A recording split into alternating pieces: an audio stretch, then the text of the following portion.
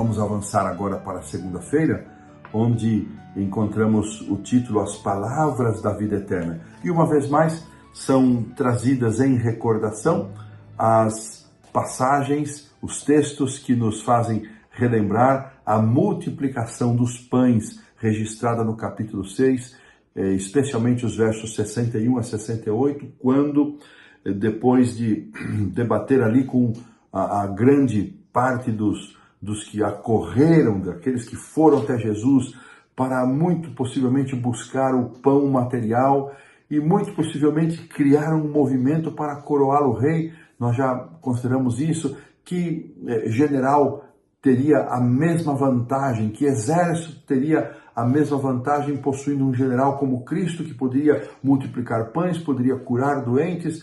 Ninguém resistiria ao ataque, ao domínio desta nação. Era o sonho que eles possuíam e eles foram até Cristo para usufruir das bênçãos materiais e foram com a intenção de coroá-lo rei para que ele restaurasse Israel à sua dignidade, ao seu domínio e poderio entre as nações. E quando Jesus então responde a eles de que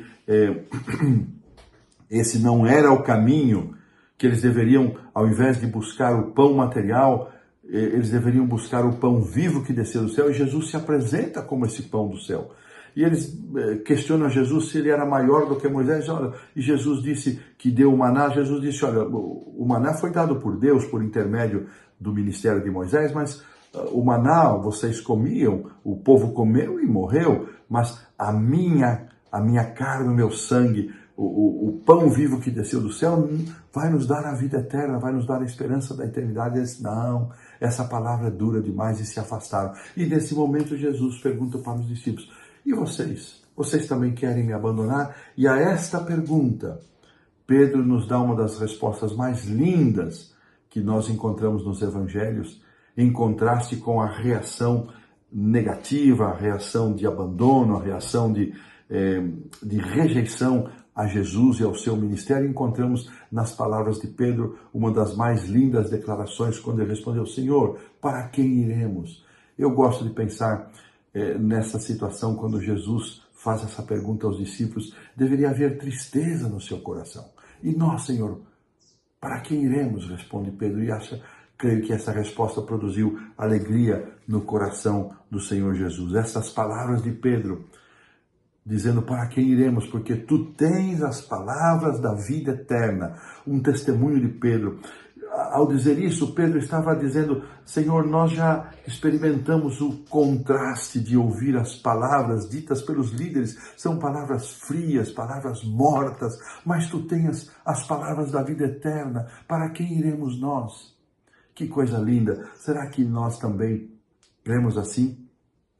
Que em Cristo nós encontramos as palavras da vida eterna?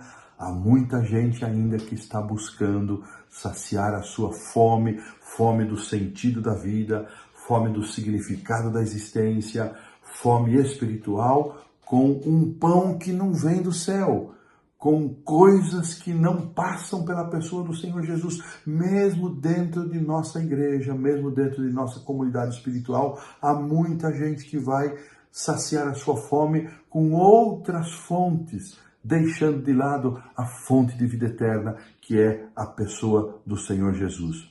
A expressão, dizem os autores aqui na lição de segunda-feira, vida eterna, ou palavras semelhantes, ocorrem pelo menos 17 vezes no Evangelho de João.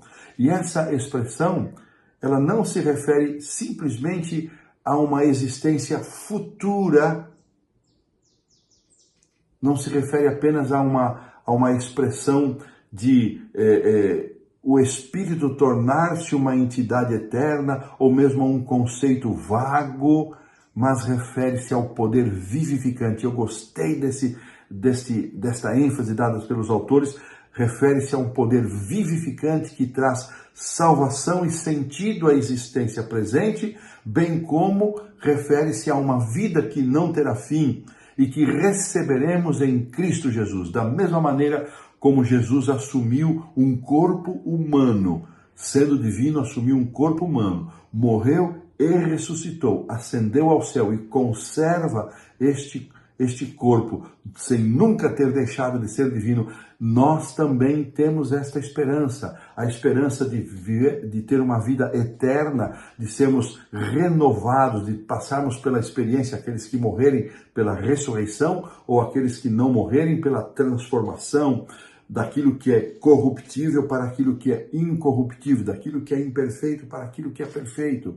Esta é a promessa, esta é a garantia. E esta vida eterna que Jesus nos oferece, que Pedro declarou de forma tão linda, só pode ser recebida por nós pela fé. Mas lembrando que mesmo a fé necessária para receber a vida eterna é um dom de Deus, é graça divina. Nem isto que nós tanto necessitamos nós conseguimos produzir. Quando aceitamos receber a Cristo como Salvador pessoal, quando aceitamos receber a vida eterna que Ele nos oferece. Isto não é iniciativa, meu irmão, minha irmã, meu amigo, amiga. Isso é resposta, é reação àquilo que o Espírito Santo faz em nossa vida. O Espírito Santo trabalha, o próprio Evangelho de João diz isso, capítulo 8, para nos convencer do pecado, da justiça e do juízo.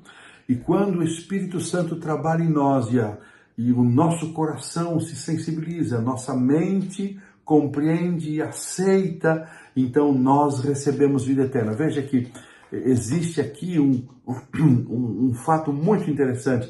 Esta vida eterna só pode ser recebida pela fé. E a fé é um dom de Deus, não é autoproduzida. E isso tudo é resultado da atuação do Espírito Santo na nossa vida.